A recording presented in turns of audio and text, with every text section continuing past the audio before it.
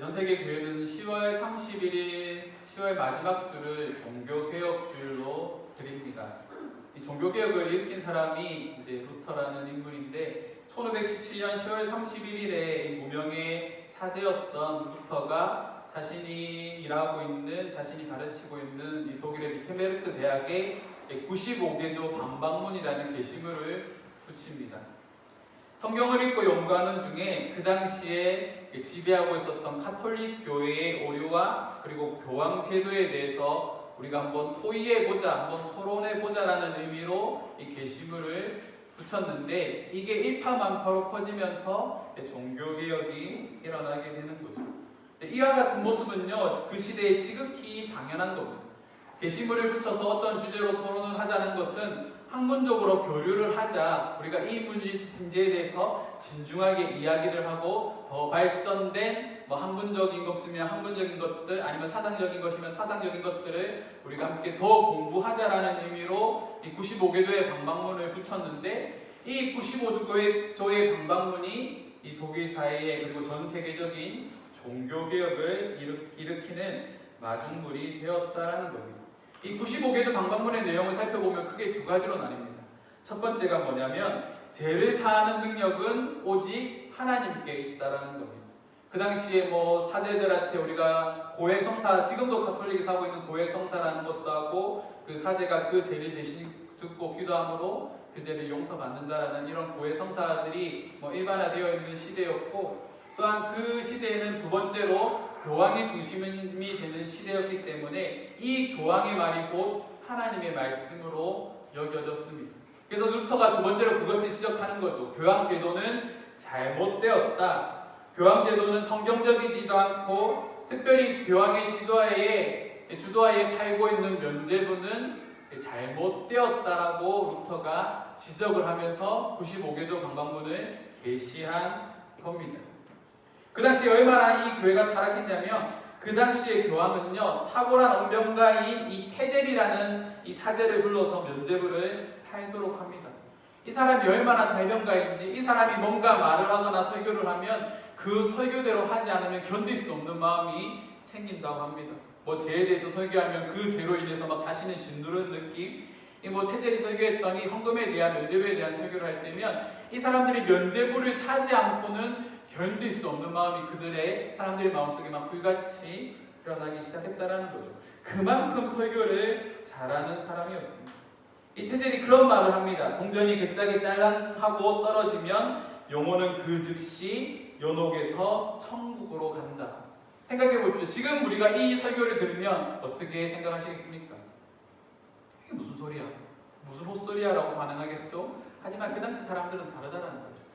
그 당시에는 이 연옥 사상이라는 것이 있고, 자신을 사랑하는 가족들이 천국에 갈 정도의 믿음은 없고, 그렇다고 지옥에 가기에는 애매한 그런 중간 상태에 있는 사람들이 머무는 것이 연옥인데, 이 중간 상태에 머물고 있는 자신을 사랑하는 가족들, 그게 아버지든 어머니든 자녀들이든, 그 자녀들이 천국에 갈 수 있다면 저라도 그 당시에 제가 할 수 있는 최선을 다해 뭔가를 하겠습니다. 그게 면죄부였다라는 거죠. 이 사람들이 면죄부를 삼으로 그 면죄부를 사는 그 돈을 이 함에 넣을 때 짤랑거리는 소리와 함께 천국에 간다? 아주 희박한 가능성이라도 있다고 한다면 저도 그 면죄부를 사서 우리 가족들이 천국에 가기를 바랬을 겁니다. 하지만 이게 문제가 되는 거죠. 이 면죄부를 파는 이유가 뭘까요?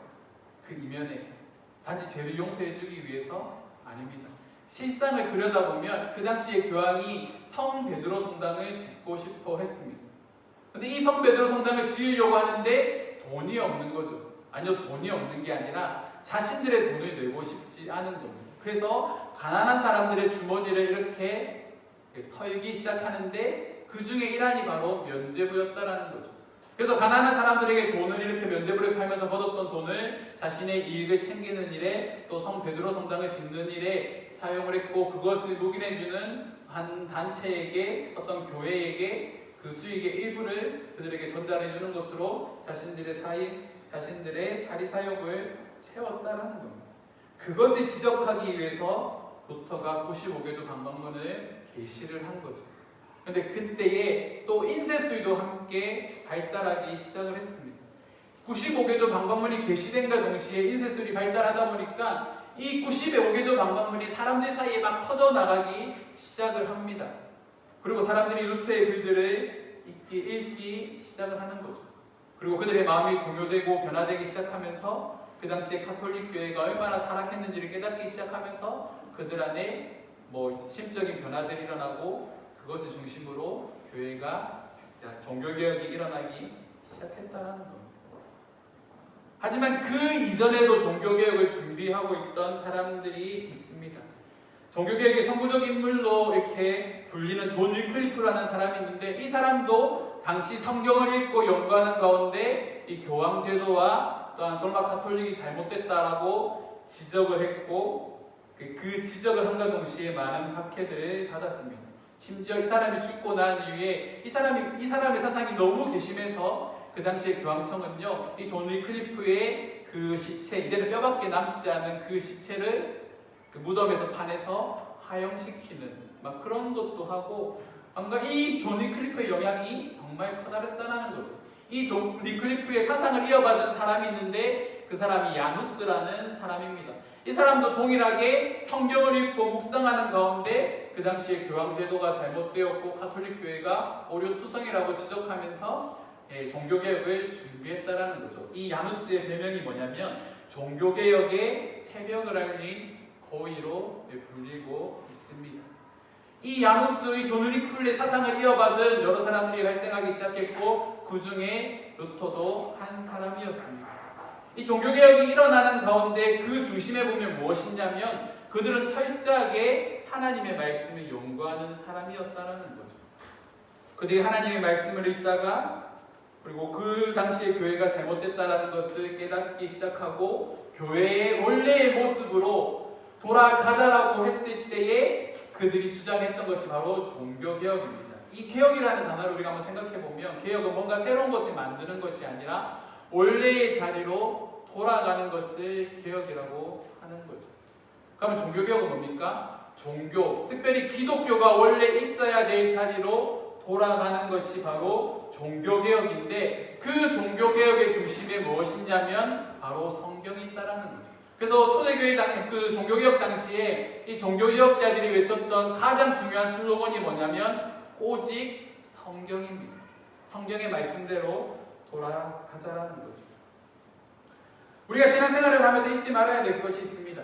참된 믿음은 성경을 통해서 하나님을 알아가고 성경을 통해서 나를 알아가며 성경을 통해서 세상을 바라보기 시작할 때에 자라나기 시작을 합니다. 우리는 2022년 위음교회는요 오직 성경이라는 주제로 한 해를 준비하고 있습니다.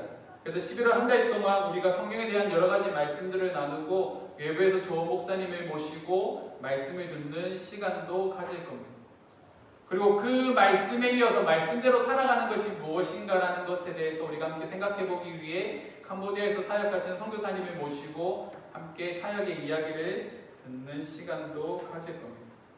코로나로 인해 지난 2년 동안 우리의 느슨해진 우리의 신앙생활에 다시 말씀을 통하여서 활력이 일어나기를 소망합니다. 우리 안에 새로운 영적인 각성이 일어나게 되기를 주님의 이름으로 축원합니다. 그래서 오늘 말씀을 통해서 우리가 몇 가지를 좀 살펴보려고 합니다. 첫 번째는 진정한 부흥은 말씀으로부터 시작된다는 사실입니다. 평양 대부흥이 일어났던 장대현 교회는요 한국 기독교 역사에 있어서 가장 중요한 곳입니다. 1907년에 평양 장대현 교회에서 이 부흥의 불길이 타오르기 시작하고 그 불길이 전국으로 확산되면서 한국 교회는 지금까지 경험하지 못했던 놀라운 부흥을 경험하게 됩니다. 1월 14일 월요일 저녁에 장대현 교회에서 말씀 사경회가 열립니다. 그때 설교를 했던 사람이 미국 북장로교회 선교사인 블레어라는 사람인데 이 사람이 고린도전서 12장 27절 말씀을 본문으로 해서 너희는 그리스도의 몸이요 그리스도의 지체들이라라는 말씀으로 설교를 합니다. 그런데 지금까지 없었던 놀라운 일이 일어나는 거죠. 이 블레어 선교사가 설교를 마침과 동시에 사람들이 그 자리에서 무릎 꿇고 눈물을 흘리며 기도하기 시작합니다. 자신의 죄를 자백하기 시작하고 또 자신들이 은밀하게 숨겨왔던 죄들도 이렇게 막 드러내면서 회개하기 시작하는 거죠. 그 대표적인 인물이 바로 길선주 목사입니다.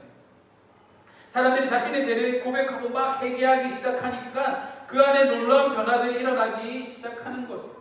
이 불리어 선교사를 통해서 선포되었던 말씀이, 그 하나님의 말씀이 그들의 마음을 감찰하고 그들의 마음을 이렇게 파헤치기 시작하면서 자신 마음속에 숨겨놨던 그 재산들이 드러나니까 이들이 회개하지 않고 견딜 수 없는 마음이 그 마음 가운데 불같이 일어나기 시작했다는 겁니다.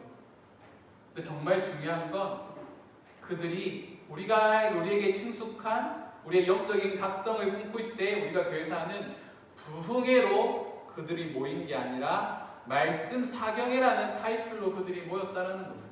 이 사경회라는 뜻이 뭘까요? 성경을 공부하는 겁니다. 성경을 공부해서 영적인 각성을 도모하고 그들 안에 진정한 삶의 변화를 도모하는 집회가 사경회입니다.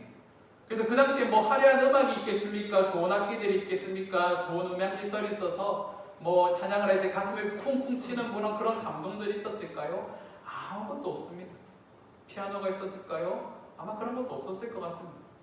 그저 사람들이 모여서 말씀을 듣고 말씀을 통하여서 은혜 받기 원하는 그 간절한 마음을 가지고 그 자리에 나왔는데 그곳에서 종교개혁이, 그러니까 우리나라에 놀라운 부흥이 일어나기 시작했다는 겁니다. 제가 사역하는 교회마다 이런 것들을 합니다. 가끔씩 뭐 1년에 한 번 정도는 악기를 가지고 가지 않고 수련회를 합니다. 처음에 이 수련회를 진행할 때 많은 분들이 반대를 하더라고요. 청년들도 학생들도 반대합니다. 왜 목사님 수련회 가는데 왜 악기를 안 들어갑니까? 왜 찬양팀을 부르지 않나요? 라고 이렇게 저에게 반문하기 시작할 때 제가 그런 말을 했습니다. 저도 그 당시에 예배 사역을 하고 있었고 찬양 인도를 하고 있었는데 왠지 모르게 이 찬양을 통해서 우리가 집중해야 되는 본질 하나님의 말씀에 집중하지 못할 수도 있다라는 생각을 하게 되었습니다. 뭐 그 당시 그런 거 있죠. 저희도 뭐 마찬가지였겠지만 찬양할 때는 막 정말 뜨겁게 찬양하고 눈물 흘리고 이렇게 막 회개하고 기도하는 모습들이 보이는데 찬양이 끝난과 동시에 설교가 시작된과 동시에 아이들이 졸기 시작하고 뭐 딴짓하고 하는 모습들을 참 많이 봤습니다. 이게 너무 잘못돼 보이는 거죠. 그래서 수련회 가서 악기 목도 안 들어가고 기타 하나랑 건반 하나 들고 수련회를 들어갔습니다. 처음에는 아이들이 첫째 날은 이렇게 말씀도 잘 안 듣고 너무 어색하다 보니까 좀 어수선한 분위기가 있는데 둘째 날이 되니까 아이들이 그런 환경적인 요소에 영향을 받지 않고 찬양하고 기도하고 눈물로 회개하는 모습들을 보게 되었습니다. 그게 예전에 사역했던 부민교회였고 그 다음부터 사역하는 모든 교회의 수련회에는 꼭 한 번은 찬양팀을 대동하지 않고 건반과 그리고 통기타만을 가지고 수련회를 하기 시작을 했습니다. 본질에 더 집중하자라는 거죠. 음악도 좋지만 하나님께 뭐 즐겁게 찬양하는 것도 좋지만 더 집중해야 되는 하나님의 말씀에 우리가 더 관심을 가지고 그 시간들에 우리가 우리의 생각을 온전히 집중함으로 하나님의 말씀을 통하여서 변화를 도모하자라는 겁니다. 오늘 말씀에서도 그것을 우리에게 말을 해주고 있습니다. 오늘 말씀은요, 에베소 교회가 세워져가는 가정을 보여주고 있는데 그 가정들을 좀 살펴보도록 하겠습니다. 우리 오늘 본문 말씀 8절 9절 말씀 함께 읽겠습니다.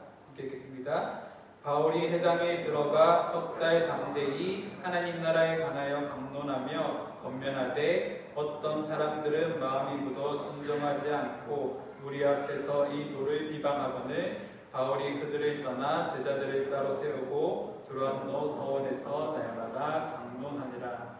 8절과 9절 말씀에 반복적으로 등장하는 단어가 강론입니다. 이 강론은요, 뜻을 해설하고 가르친다라는 의미입니다. 바울의 전도를 보면 바울은 해당을 중심으로 이렇게 복음을 전하기 시작을 합니다. 이 해당에서 유대인들에게 복음을 전하는 가운데 그들에게 하나님의 나라에 대해서 그리스도 중심적으로 이렇게 설교를 하고 있는데 이들 가운데 두 가지의 반응이 나타나는 거죠. 어떤 사람들은 바울이 하고 있는 그 설교를 비방하고 그 바울의 설교를 듣지 않으려고 하는 사람들도 있지만 또 다른 부류의 사람들은 바울의 말씀을 듣고 반응하는 사람들이 생기기 시작을 했습니다. 그래서 바울은요, 말씀에 반응하는 사람들을 따로 모집을 하고 소집을 해서 두란노 서원이라는 곳에서 이렇게 말씀을 본격적으로 가르치기 시작하는데, 이 두란노 서원은 이 에베소에서 철학을 공부하는 사람들이 철학적인 견해를 이야기하고 곳에서 서로 토의하고 또한 배우는 그런 배움의 장소입니다. 바울이 해당에서 쫓겨나서 이제 두란노 서원에서 이제 말씀을 가르치기 시작을 하는데, 그 안에 놀라운 변화들이 일어나기 시작하는 거죠. 처음에는 교회에 대해서, 그리스도 교회에 대해서, 예수에 대해서 궁금한 마음을 가지고 참석했던 사람들도 있지만, 2년이라는 시간 동안 이 말씀을 듣고 그리스도에 대해서 배우는 과정에서 이 사람들의 마음 가운데 놀라운 변화를 경험하기 시작을 합니다. 그들이 바로 제자로 세워지기 시작을 하는 거죠. 그들이 제자로 세워져 가는데 걸렸던 시간이 2년입니다. 계속적으로 말씀을 듣고 말씀에 대해서 토론하고 함께 이야기를 나누는 가운데 그들에게 처음에는 그들이 이 그리스도교에 대해서 지식적으로 하나의 호기심으로 접근했다고 한다면, 이 2년이라는 시간 동안 그들이 하나님의 말씀을 들으면서 그 말씀이 그들의 마음을 변화시키기 시작했다라는 거죠. 우리나라 부흥도 마찬가지입니다. 우리나라 부흥도 한순간에 일어나지 않았습니다. 1984년에 알렌이라는 이 의료 선교사가 처음 우리나라 땅을 밟게 되었고, 이 알렌을 중심으로 그 이후에 아펜젤러나 언더우드 같은 선교사님들이 들어오기 시작하면서 그 선교사님들이 제일 집중적으로 했던 사역이 뭐냐면 자국어로 성경을 번역하고 그들에게 성경 말씀을 가르치는 거였습니다. 지금처럼 뭔가를 화려하게 집회를 열거나 그런 것들이 아니라 소규모의 사람들을 모아서 그들에게 집중적으로 성경을 가르치며 그들을 제자화시켰다라는 거죠. 그렇게 23년이라는 시간이 지났고 1907년이 되었을 때에 그들이 가르쳤던 그 말씀이 싹을 틔우기 시작을 하고 꽃을 피우게 됩니다. 24년 동안 그들이 가르쳤던 그 말씀의 능력이 이 블레어 선교사의 설교 말씀을 통하여서 터져 나오기 시작했고, 그들 가운데 놀라운 변화를 일으키기 시작하는 거죠. 마치 바울이 두란노 서원에서 말씀을 가르치고 2년이 지났을 때에 그 자리에 모였던 사람들이 그리스도의 제자가 되었던 것처럼, 우리나라의 부흥을 경험했던 그 수많은 사람들이 23년이라는 시간 동안 제자로 점점 변하게 되었다라는 겁니다. 그 변화에 대해서 10절은 다음과 같이 말합니다. 되동하니 같이 하니 아시아에 사는 자는 유대인이나 헬라인이나 다 뭐 했다고요? 주의 말씀을 듣더라라고 고백하는 거죠. 그전에는 그냥 말씀을 들었는데 이제는 누구의 말씀으로 받아들입니까? 주님의 말씀으로 받아들이기 시작했다라는 겁니다. 이게 중요한 거죠. 우리가 하나님의 말씀을 받아들일 때에, 우리가 성경을 읽을 때에 이것이 하나의 지식적인 것을 전달하는 하나의 책이 아니라 하나님의 말씀인 것을 우리가 인정하고 받아들이기 시작할 때에 하나님의 말씀이 우리 안에 역동적으로 반응하기 시작한다는 겁니다. 그 과정을 겪기 위해서 우리가 로마서 10장 17절 말씀처럼 믿음은 들음에서 나며 들음은 그리스도의 말씀으로 말미암으니라. 그리스도의 말씀을 들음을 통하여서 믿음이 생기기 시작한다는 겁니다. 믿음은 반복적으로 말씀을 듣는 것으로부터 시작됩니다. 첫 번째는 저와 같은 목회자를 통해서 선포되어지는 그리스도 중심적인 설교를 통하여서 우리에게 믿음이 주어지고, 그리고 두 번째로 우리가 개인적으로 말씀을 읽고 묵상하는 그 시간들을 통하여서 우리의 믿음이 성장하기 시작한다는 겁니다. 그리고 그 말씀이 내 안에 작용하기 시작을 하는 거죠. 여러분들 그런 경험 있으십니까? 말씀을 읽다가 이 말씀이 나에게 칼이 되어서 나의 마음을 이렇게 막 찌르는 듯한 그런 것들을 여러분들 경험한 적이 있으신가요? 말씀을 읽다가 갑자기 눈물이 터져 나오고, 말씀을 읽다가 갑자기 기도가 터져 나오고, 말씀을 읽다가 내 안에 그 숨겨져 있던 죄악이 드러나면서 회개가 이렇게 터져 나오는 여러분들 그런 경험을 해보신 적이 있으십니까? 우리에게 그런 경험이 참으로 중요하다는 겁니다. 말씀이 나의 삶을 철저하게 깨트리는 삶. 마치 1907년에 그 부흥이 일어날 때에 블리어 선교사의 말씀을 통하여서 그 자리에 참석했던 사람들의 마음들이 변화되어졌던 것처럼 그 말씀이 그들의 마음을 찌르고 참된 회개를 불러일으켰던 것처럼 우리 안에 하나님의 말씀을 통하여서 참된 회개가 일어나는 경험이 우리 안에 있어야 한다는 거죠. 우리가 철저하게 하나님 앞에 엎드리고 우리의 자아가 깨어지기 시작할 때에 우리 안에 참된 믿음이 자라나기 시작한다는 겁니다. 저는 저와 여러분들이 그런 경험들을 한 번쯤은 했으면 좋겠습니다. 그러기 위해서 우리가 철저하게 말씀의 자리로 나아가야 한다는 거죠. 이렇게 우리가 말씀 가운데 바로 서기 시작했을 때 하나님께서 우리에게 주시는 두 번째의 부흥의 그런 증표가 있는데 그것이 바로 영적인 체험입니다. 하지만 우리가 두 번째로 기억해야 될 것은 영적인 체험만을 강조하는 신앙을 경계해야 하는 것입니다. 제가 중고등학교 때 방언의 열풍이 불기 시작을 했습니다. 여러분 혹시 방언할 줄 아십니까? 저는 신앙생활을 한지 모태신앙으로 지금 40년 동안 40년을 살아왔지만 한 번도 방언이라는 것을 해본 적이 없었습니다. 지금은 죄송합니다. 방언을 크게 사모하지도 않고 크게 제 신앙에 이렇게 크게 좌지우지하지 않는 거기 때문에 그렇게 간절히 바라지도 않습니다. 그런데 그거를 간절히 바랬던 때가 있습니다. 중학교 2학년 때 이렇게 수련회를 갔는데 다른 교회랑 이렇게 수련회를 갔는데 갑자기 옆에 있던 누나가 저희 교회 누나 말고 옆에 있던 누나가 갑자기 막 방언으로 기도를 하기 시작을 합니다. 처음에 그게 뭔지 몰라서 되게 당황한데 그 누나가 막 눈물을 흘리면서 되게 열심히 기도를 하다 보니까 저거 되게 멋있어 보이네. 나도 저거 하고 싶다라고 해서 흉내를 내보려고 했는데 이게 쉽지가 않더라고요. 그래서 그렇게 그런가 보다. 방언 받는 게 은혜 받는 건가라는 그런 생각에 이렇게 사로잡힐 때도 있었습니다. 놀랍건데 문제는 그 누나가 그렇게 방언 기도를 열심히 하고 기도를 하는데 교회 밖에서 만난 누나는 술과 담배를 아주 즐기는 세상과 아주 친한 사람이었다라는 거죠. 참 아이러니한 모습입니다. 두라노선에서 바울이 말씀을 강론하고요. 유대인들과 헬라인들 사이에 제자들이 세워지기 시작할 때에 바울은 그 다음 단계인 하나님의 능력을 그들 가운데 보여줍니다. 그들이 복음의 또 다른 능력을 받아들일 준비가 되었을 때 바울을 통해 하나님이 역사하시는 거죠. 우리 11절 12절 말씀 함께 읽겠습니다. 하나님이 바울의 손으로 놀라운 능력을 행하게 하시니 심지어 사람들이 바울의 몸에서 손수건이나 앞치마를 가져다가 병든 사람에게 얹으면 그 병이 떠나고 악기도 나가더라. 어떤 일을 합니까? 바울의 손에서 하나님의 능력이 나타나기 시작하는데 바울의 몸에 두르고 있던 손수건이나 앞치마를 가지고 병든 사람이나 귀신 들린 자에게 그걸 덮으면 귀신이 떠나가는 일이 일어나기 시작을 합니다. 놀라운 경험이죠. 우리도 만약 눈앞에서 이런 것들을 경험하면 여러분들 어떻게 되겠습니까? 나도 저런 은사를 사모해야지. 나도 저런 능력이 있었으면 좋겠어. 나도 그런 체험들을 했으면 좋겠어 라고 간절히 바라지 않을까요? 저도 저희 어머니가 이렇게 투병하실 때 어머니의 병나음을 위해서 참 많이 기도했습니다.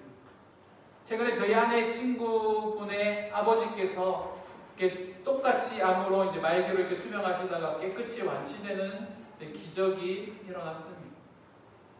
만약에 제가 그것을 사모하고 그것이 진짜 하나님의 역사라고 생각했다면 저희 어머니에게 일어나지 않았던 그 기적 때문에 저의 신앙이 흔들렸을지도 모릅니다.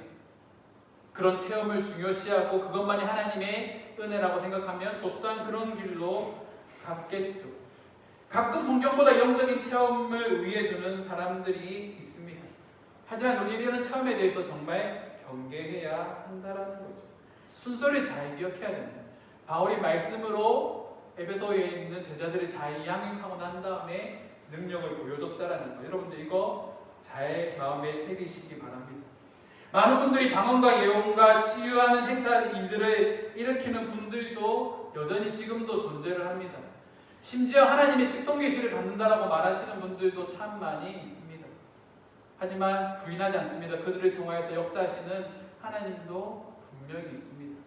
하지만 이것들이 무분별하게 하나님의 말씀보다 우위에 두게 되었을 때 어떤 일이 일어날까요? 제가 학부 때 함께 공부했던 저희 동기 아버지가 마산에서 목회를 하셨습니다. 마산에서도 되게 규모가 있는 큰 교회였고, 저희 교단에서도 아주 역사와 전통이 깊은 그런 교회였습니다. 어느 순간부터 이 교회가 조금은 이상한 방향으로 가기 시작했는데, 사모님이 어느 순간부터 하나님한테 직통 계시를 받는다라고 이렇게 말씀을 하십니다. 그러면 그 직통 계시를 받았다고 했을 때 우리가 검증을 해야 되는 거죠. 뭐로 검증합니까? 성경을 가지고 검증해야 되는데, 이 교회가 잘못된 것이 영적인 체험, 성령 사역들도 병행해서 하다 보니까 그때 알파 코스라고 되게 유명한 사역이 있었습니다. 막 이가 금리빨로 변하고 사람들이 치유되는 그런 성령 사역을 하는 교회였는데, 또 그런 성령 사역과 함께 사모님이 직통 계시를 받는다고 말하니까 성경을 통해서 이 성령의 은사와 이 사모님의 그 직통 계시를 이렇게 검증하는 것이 아니라 사모님의 말씀이 곧 하나님의 말씀처럼 그 교회에서 여겨지기 시작했습니다. 심지어 의자 하나 옮기는 것조차도 사모님이 하나님이 나에게 그렇게 말씀하셨다라고 말하면서 그런 것들을 다 조정하기 시작을 한 거죠. 이 교회가 어떻게 되겠습니까? 처음에는 이적들이 나타나고 이가 금으로 변하는 그런 이적들이 이렇게 나타나기 시작하면서 안 믿는 사람들, 초신자들이 교회 안에 물밀듯이 몰려왔습니다. 하지만 그게 6개월이 지나고 1년이 되면서 어느 순간부터 교회가 와해되기 시작을 하는데, 교회도 그렇잖아요. 이렇게 교회를 세워가는 거는 진짜 오랜 시간이 걸리는데 교회가 무너지는 건 정말 한순간이었어요. 교회가 반으로 쪼개지고 사람들이, 기존의 성도들이 다 떠나가기 시작하고 점점 교회가 이상한 방향으로 이렇게 가다 보니까 교회가 완전히 무너지기 시작을 하는 거죠. 지금도 그런 모습들이 여러 군데서 나타나고 있습니다. 하지만 비단 이것은 이제 지금의 모습뿐만이 아니라 초대 교회에서도 있었고 중세에서도 이런 모습이 있었다라는 거죠. 그와 같은 영적인 체험이 판을 치고 미신과 온갖 잡다한 것이 판을 치고 있는 그때에 그것에 대해서 문제를 제기한 것들이 바로 종교개혁자들이었고, 그들이 그 모든 것을 성경적인 관점을 가지고 성경의 잣대들을 가지고 그것들을 바라보았을 때 그것들이 잘못되었다라는 것을 깨닫게 되었다라는 겁니다. 신앙이 성장한다라는 건 철저하게 우리가 이성적으로 변하는 겁니다. 첫 신앙생활을 시작할 때 처음은 우리가 감성적으로 신앙생활을 시작했는지는 모르지만 믿음이 자라가면서 우리는 철저하게 더 이성적으로 신앙생활을 해야 한다는 겁니다. 그 당시에 종교개혁을 일으켰던 그 사람들은요, 그 당시에 철학자였고 인문학자였고 수사학자였습니다. 정말 똑똑한 사람들이었던 거죠. 그들이 이성을 가지고 하나님의 말씀을 온전히 연구하기 시작할 때에 그들은 그 시대의 잘못된 오류들을 하나둘 지적하기 시작했고, 그들이 깨달았던 것이 다시 말씀으로 돌아가자라는 것이었습니다. 그래서 종교개혁의 5가지 슬로건이 있습니다. 첫 번째가 뭐냐면 따라해봅시다. 오직 성경. 두 번째가 오직 은혜. 그 다음에 오직 믿음. 그 다음에 오직 그리스도. 마지막으로 오직 하나님께 영광. 이 5가지의 슬로건을 그들이 외쳤다라는 거죠. 그리고 제일 첫 번째는 뭐를 말합니까? 오직 성경이 있었다라는 거예요. 모든 것의 기준이 성경이라는 거죠. 개혁도 성경을 통하여 일어나게 되고 우리의 믿음의 성장도 성경을 통해서 일어나게 된다라는 겁니다. 그래서 오늘 본문 말씀 20절 말씀에 뭐라 합니까? 이와 같이 주의 말씀이 힘이 있어 흥황하여 세력을 얻느니라라고 말하는 거죠. 뭐가 일어났다고요? 주의 말씀이 흥이 있다라고 말합니다. 힘이 있다라고 말합니다. 주의 말씀이 흥황했다라고 말하죠. 이 흥황이라는 단어의 뜻을 찾아보니까 터트리다라는 뜻입니다. 다시 말해서 말씀이 내 안에 폭탄처럼 다이나마이트처럼 터지기 시작하는 거죠. 또 다른 뜻은 꽃의 씨앗을 땅에 심었는데 그 꽃의 씨앗이 싹을 틔우고 꽃을 피우는 모습을 나타내는 단어로 흥황이라는 단어를 씁니다. 다시 말해서 말씀이 우리 가운데 심겨지게 되고 그 말씀이 싹이 나고 꽃이 피어서 그 꽃이 만개되었던 그 상태를 흥황이라고 말을 하는 거죠. 근데 그 중심에 주의 말씀이 있다라는 겁니다. 하나님의 말씀이 내 안에서 터지기 시작할 때, 하나님의 말씀이 내 안에서 꽃피기 시작할 때 진정한 의미에서의 회복과 부흥이 일어나기 시작한다라는 거예요. 그러기 위해서 우리는 철저하게 말씀을 우리 안에 심어야 합니다. 그리고 그 말씀이 꽃을 피울 때를 기다려야 하는 거죠. 참된 믿음의 사람은요, 철저한 성경의 사람이 되는 겁니다. 종교개혁자 칼빈이 그런 말을 합니다. 성경은 안경이다라고 말하는 거죠. 우리는 성경을 통해서 하나님을 보고, 성경을 통해서 나를 보고, 성경을 통해서 세상을 바라보아야 합니다. 이걸 한 단어로 요약하면 기독교 세계관입니다. 성경을 가지고 세상을 바라보는 거죠. 우리가 성경을 통해서 깨닫게 된 진리대로 살아갈 때 참된 부흥이 일어납니다. 성경을 통해서 역사하시는 그 하나님의 능력을 우리가 체험하고 그 성경대로 살아내는 가운데 하나님께서 우리에게 선물로 주시는 여러 가지 영적 체험들을 통하여서 우리는 참된 그리스도인으로 자라나기 시작하는 거죠. 마치 큰 바위의 얼굴처럼 우리가 성경을 계속적으로 바라볼 때, 성경을 계속적으로 읽고 묵상할 때 우리의 모습은 그리스도를 닮아가게 되는 겁니다. 사랑하는 성도 여러분, 우리 이웃교회 성도들은 누구보다 성경을 사랑하는 자들이 되었으면 좋겠습니다. 성경을 사모하는 마음이 그같이 일어나게 되기를 원합니다. 말씀을 정리하겠습니다. 미국의 16대 대통령 링컨이 다음과 같은 말을 합니다. 이 책이 없었다면 우리는 옳고 그름을 분별할 수 없었을 것이다. 내가 믿기로는 성경은 하나님께서 인간에게 주신 최대의 선물이다. 성경이 뭐라고요? 하나님께서 주신 최고의 선물, 옳고 그름을 판단할 수 있는, 구별할 수 있는, 분별할 수 있는 그 모든 기준이 성경에 있다라는 겁니다.